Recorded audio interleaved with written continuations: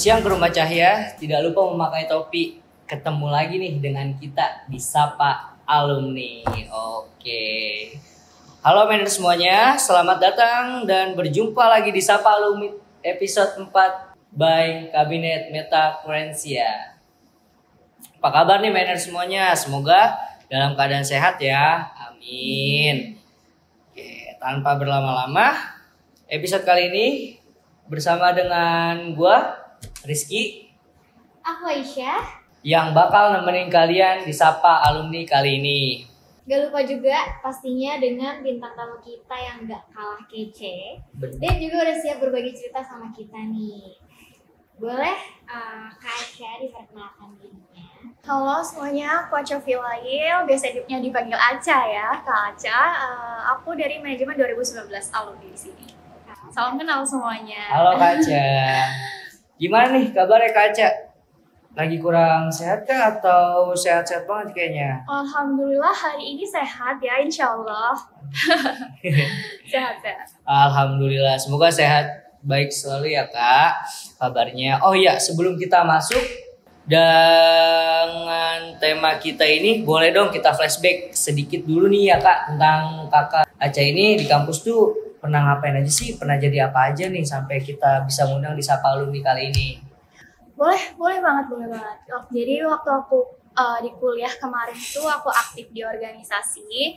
Alhamdulillah ada 2 organisasi, di MSPU sama di nasional, tingkat nasional juga. Terus ada beberapa project di Pertamina Foundation, di Pertamina Group lah ya intinya.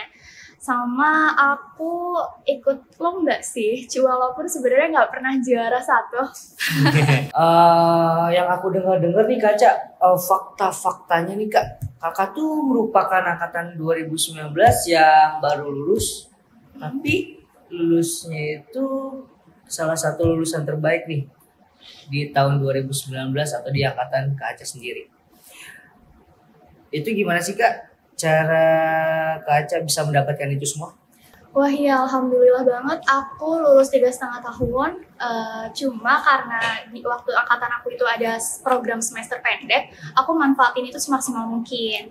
Terus gimana caranya aku bisa time management dengan baik, jadi antara organisasi, project, sama akademik itu balance lah ya, seimbang, ada yang ketinggalan satu sama lainnya. Gitu sih paling, dan alhamdulillah diberi kesempatan jadi salah satu lulusan terbaik. Alhamdulillah. Keren banget ya Manners, bisa dicontoh Kak Aca nih. Wah, hebat. Lulusan salah satu lulusan terbaik di Mene 2019. Hebat Kak Aca.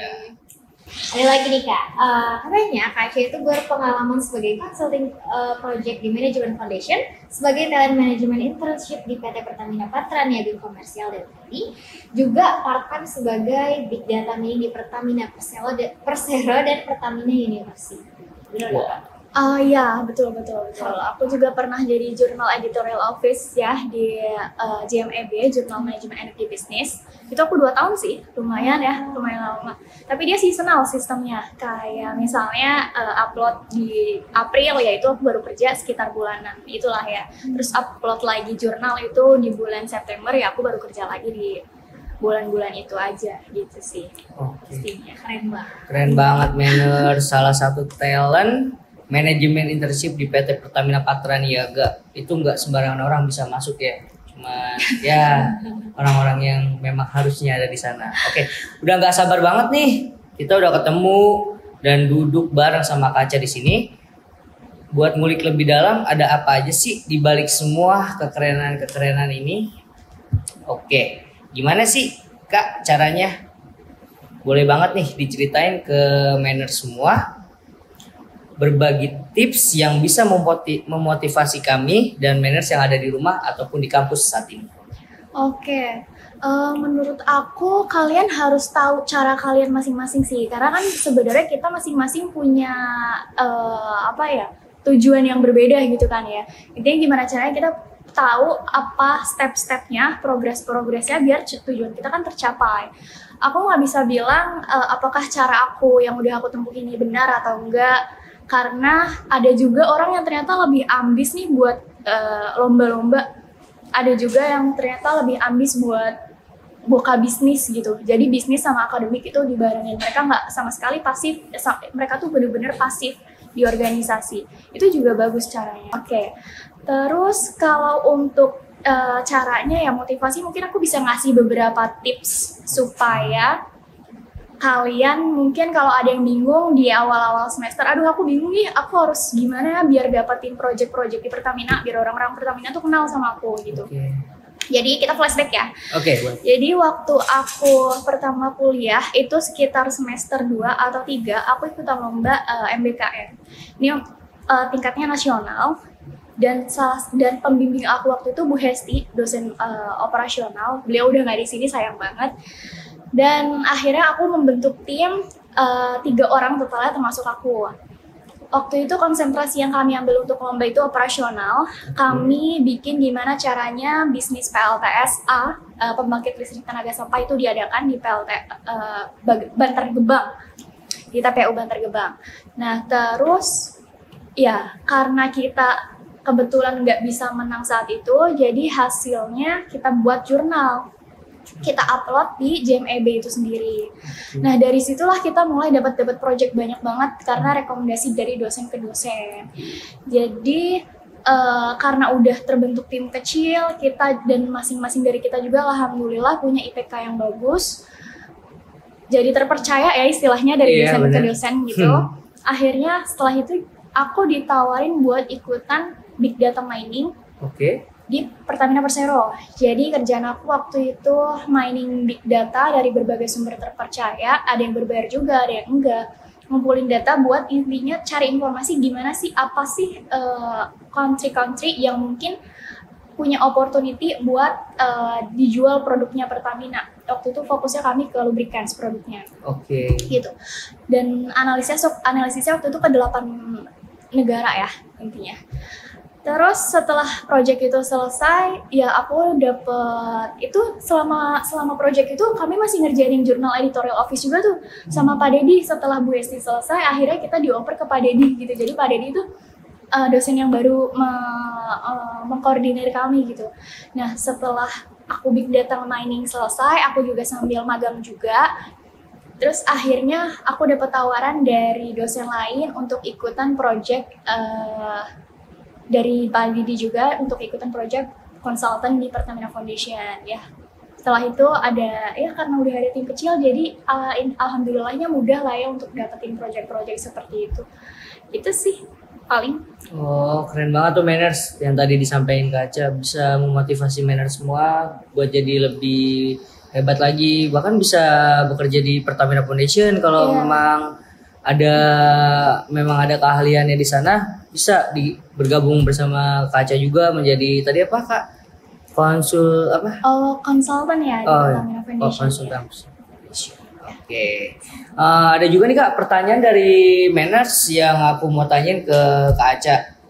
Yang pertama itu apa sih Kak alasan dan cara belajar yang efektif? Kan tadi Kak Aca jadi salah satu lulusan terbaik di Prodi Manajemen angkatan 2019. Otomatis Kakak punya IPK yang tinggi dong kalau buat mencapai itu semua. Iya, aku mau nanya kayak apa sih Kak alasan Kakak dan cara belajar yang efektif itu gimana Kak? Oke, ini tergantung lagi individu nih. Cara belajar itu tergantung individu masing-masing ya. Waktu semester 1, jujur aku tuh males buat belajar. Aku tuh gak mau ke manajemen, aku maunya ke matematika atau ya ilmu yang lebih ke angka-angka kayak gitu. Aku punya cita-cita pengen jadi ilmuwan, pengen bikin chip waktu itu ceritanya. Nah, terus karena gak diizinin sama orang tua, akhirnya aku dialihin buat ke Pertamina ini. Manajemen ambilnya. Aku malas belajar. Untuk ujian pun aku bener-bener gak belajar, malas ngapa-ngapain lah intinya ya, cuma datang kelas, paham, oke pulang udah gitu. Akhirnya aku cuma dapat IPK sekitar 3,50-an waktu itu. Nah, 3,50-an. Iya, 3,50-an. Iya. Terus rendah kan itu masih termasuk ya. Kalau udah 3 sih nggak rendah karena ya. Kita manajemen. Karena kita manajemen mungkin kalau teknik itu udah bagus banget gitu lah ya. Iya, udah bagus pasti kalau teknik sih. Terus setelah itu aku coba cari banyak belajar lah ya cara-caranya, mau itu video, terus record kelas, terus take notes gitu, atau belajar yang bener-bener setelah kelas itu selesai aku langsung belajar, itu aku cobain semuanya. Karena aku sadar ya aku gak bisa dong terus-terusan gini, Ini udah jadi tanggung jawab aku karena aku udah dapat rezeki buat kuliah S1 kan. Benar. Terus akhirnya beberapa ada yang aku rasa cocok, beberapa ada yang enggak ya pastinya. Yang enggak cocok yang enggak aku pakai. Cuman kalau untuk kayak aku selalu belajar tech notes itu tuh enggak sih. Sesuai mood aja. Sesuai kayak misalnya aku lagi pengen nonton video doang nih, ya udah nonton aja. Kalau lagi pengen rajin banget nih tech notes kayak udah punya catatan tapi pengen buat catatan lagi, ya udah buat aja. Bener-bener sesuai mood aja. Karena belajar itu kan sebenarnya bukan bukan sesuatu yang harus dipaksain kan. Bener banget. Iya, kalian enjoy ya, kalian cepet paham gitu intinya. Terus kayak aku paham kalau diri aku tuh nggak bisa deadlineers, jadi aku harus maksimalin tugas-tugas aku dikerjain setelah kelas selesai gitu. Jadi kalau ada waktu kelas terus belum ada jadwal organisasi, ya aku kerjain saat itu juga. Nah ini tips nih buat kalian yang pengen IPK tinggi, itu maksimalin tugas kalian, jangan pakai ChatGPT, AI apapun itu jangan, serius ya ini ya. Kalian harus mikir gimana caranya kalian bisa developing kompleks problem solving kalian, karena ini sebenarnya cuma bisa didapat dari dunia kerja aja. Tapi biasanya dokter itu suka kayak ngasih hint nih, kerjain tugasnya studi kasus gitu kan. Kalian suka dapat kan?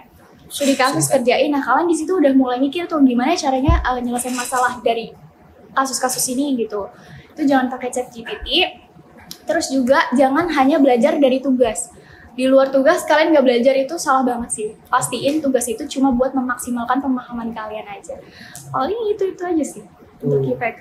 Oke, manners dicatat ya baik-baik biar kalian bisa termotivasi dan bisa menjadi lulusan terbaik di angkatan kalian. PKC salah satunya, dia bisa menjadi lulusan terbaik di Prodi Manajemen angkatan 2019. Itu tadi tips-tipsnya, bikin notes kalau kamu lagi mood, bikin catatan kalau memang lagi nggak ada waktu senggang kalian dipakai untuk buat belajar biar bisa menjadi lulusan terbaik, contohnya Kaca.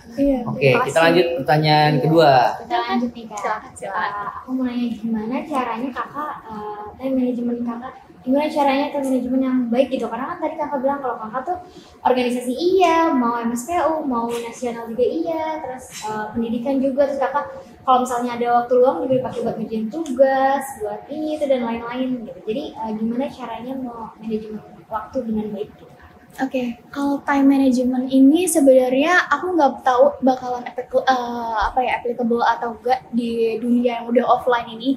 Kan kita udah nggak pandemi, alhamdulillah. Karena kemarin aku juga sebagian besar waktu dihabisin karena di online lah ya.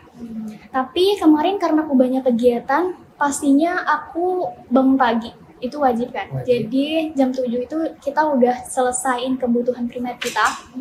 Nah nanti baru mulai nyusun schedule tuh, hari ini aku ada apa aja sih. Biasanya kan kalian suka bikin minggu ini kalian harus selesaiin sesuatu kan. Bener Kak. Ya.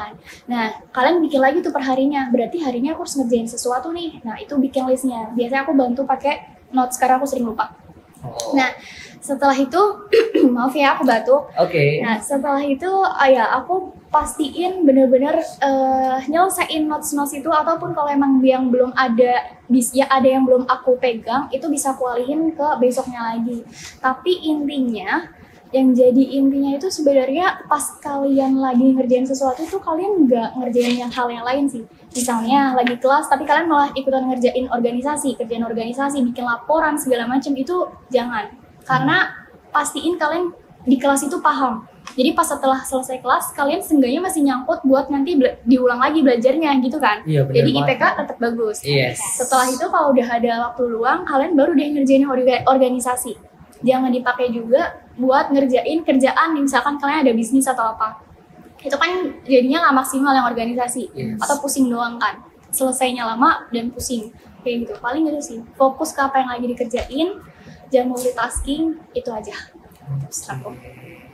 Penting banget guys, jangan lupa diingat ya. Tadi pesan Kaca tuh bagus banget. Oke, kita lanjut ke pertanyaan selanjutnya ya. Untuk manners, kendala yang dialami Kaca nih, bisa selama kuliah, selama berorganisasi, atau selama mengerjakan skripsi nih Kak. yang tadi udah dibahas sebelumnya sama kita nih, atau selama ngerjain proyek, apa Kak kendala yang pernah dialami? Oke, kalau kendala tuh jujur aku lupa. Bahkan kemarin aku bikin poin-poin itu aku terus di sini lupa ya. Oh iya. Paling sakit sih. Sakit. Sakit. Karena itu tadi aku harus bangun pagi, tidur pun kadang jam 10, jam 12 gitu lah ya. Mungkin kalian lebih dari jam segitu kali ya. Cuman buat aku yang ukurannya mudah buat sakit gitu ya, kurang fit tubuhnya, itu challenging banget sih. Banyak kegiatan, terus kadang juga suka lupa makan kayak gitu, dan akhirnya aku sakit. Intinya sakit itu kan bikin kita ngehambat progresnya malah justru ya. Jadi itu sih kendalanya, gimana caranya aku bisa tetap ngejaga kesehatan aku gitu. Biar semua aktivitas aku lancar. Oke. Jadi selama kuliah, selama berorganisasi atau skripsi atau kerjaan proyek itu kendalanya sakit. Ya memang manusia, memang namanya manusia nggak ada yang sempurna, ada juga yang cepat sakit, ada juga yang enggak. Contohnya Kak Aca cepat sakit ya nggak apa-apa, manners. Tapi kan hebat dia, udah pernah ya beberapa lah menginjak Pertamina di salah satu perusahaannya, bisa membantu ataupun bisa mengerjakan apa yang harus dikerjakan di sana. Itu hebat banget sih manners. Oke Kak Aca. Aku lanjut lagi pertanyaannya Kak. Tadi kan Kakak udah kalau misalkan kita balik ke beberapa menit yang lalu tuh kan kita udah ngomongin tentang Kakak di Pertamina, terus ngomongin skripsi Kakak, salah satu lulusan terbaik, itu kan pencapaian dari luar biasa banget kan? Alhamdulillah untuk saat ini. Iya, kira-kira planning Kakak ke depannya tuh Kakak mau jadi yang seperti apa? Apalagi yang mau Kakak capai, mau itu dalam pekerjaan atau urusan-urusan lainnya gitu? Planning Kakak ke depannya gimana? Oke, kalau planning ke depannya, ini aku harus jawab kayak ke HRD atau enggak? Enggak ya? Kalau yang planning ke depannya mungkin aku berharap banget aku bisa lanjut ke S2. Insya Allah aku bakal lanjut ke semoga S2. Ya Kak. Tapi karena ada beberapa dosen aku yang menyarankan, sebenarnya beberapa dosen menyarankan langsung lanjut, beberapa yang menyarankan langsung kerja. Tapi sepertinya kebutuhan aku itu aku harus kerja dulu biar nanti pas S2 itu aku bisa naik pangkat gitu. Jadi S2 itu ya untuk menaikkan jenjang karirnya gitu. Benar. Ya, karena kalau misalkan karena keadaan aku, ada beberapa keadaan aku itu kalau misalnya aku langsung ambil S2, ada kemungkinan aku kesulitan untuk mencari pekerjaan. Jadi biasanya kan ini menurut pengalaman dari HRD ya. Iya, dari omongan-omongan HRD gitu, bukan dari aku ya. HRD. Jadi HRD itu banyak yang bilang kalian itu kalau masuk dari S2 langsung tapi tanpa pengalaman apapun itu akan kalah dengan orang yang lulusan S1 tapi udah pengalaman banyak. Karena itu tadi, complex problem solving hanya bisa didapatkan dari pengalaman kerja, bukan dari teori gitu. Jadi sebenarnya ada banyak banget yang sekarang aku juga ngerasain banyak banget teori-teori mungkin yang membantu untuk kita mengajarkan sesuatu, tapi banyak conditionalnya itu yang lebih kompleks gitu. Jadi kita harus tahu gimana caranya mutusin solusi buat kondisi-kondisi yang emang variabelnya tuh terlalu banyak gitu intinya. Nah itu kan dari pengalaman kan. Jadi aku perlu develop experience karir dulu, baru aku sekalian nentuin mau bidang apa yang aku tekuni, baru nanti S2 insyaallah. Oh jadi ini dulu ya Kak, mau kerja dulu nih, baru mau lanjut ke S2. Ya benar juga sih kata Kak Aca tadi, yang dilihat tuh pengalaman. Cuma kita punya banyak ilmu tapi kita nggak punya pengalamannya. Iya betul. Iya, kayak tong kosong nyaring bunyinya. Mending kita S1 dulu, kerja, kita cari pengalaman yang banyak, kita punya uang lebih, baru kita S2, baru lanjut lagi karirnya gitu. Oke, pertanyaan yang terakhir nih Kak, pesan untuk manners yang ada di rumah atau di kampus tuh gimana Kak? Mau dikasih pesan apa mereka? Oke, balik lagi aku mau ngasih tahu ke kalian, cari cara kalian masing-masing buat capai cita-cita kalian. Masing-masing orang itu beda. Dan podcast ini adalah versi aku, gitu ya. Kalau kalian emang pengen coba-coba buat ikutin, ya silahkan. Siapa tahu emang benar-benar dapat peluang banyak dari situ. Terus kalau bisa kalian develop tim kecil sendiri buat kerjain sesuatu. Karena dari develop tim kecil itu kalian bakalan nemu peluang-peluang yang ternyata nggak terduga nih, gitu. paling. Terus tadi sehat itu nomor 1, nggak sehat ya susah buat ngelakuin aktivitas. Paling itu aja sih. Sehat nomor 1. Jangan lupa jaga kesehatan. Jangan lupa jaga Jangan lupa jaga kesehatan ya Mainers. Oke, nggak terasa nih Mainers semua, banyak banget insight yang bisa diambil dari episode kali ini. Dan semoga bisa menjadi inspirasi kalian semua. Amin. Aku juga mau ngucapin terima kasih banyak buat Kak Aca yang udah sedia hadir meluangkan waktunya untuk cerita bareng sama kita ya Kia. Bener banget, makasih banget Kak Aca. Semangat terus Kak Aca, bandingnya luar biasa, pengalamannya juga luar biasa. Amin, Ini amin, alhamdulillah. sangat luar biasa. Semoga bisa menjadi motivasi Mainers semua atas kehadiran Kak Aca hari ini di Sapa Alumni. Dan semangat terus Kak Aca untuk kedepannya. Semoga rencana Kak Aca kedepannya dapat tercapai dan berjalan lancar. Terima kasih juga buat Mainers yang udah dengerin episode kali ini dari awal hingga akhir. Sampai jumpa di episode berikutnya. Bye. Thank you.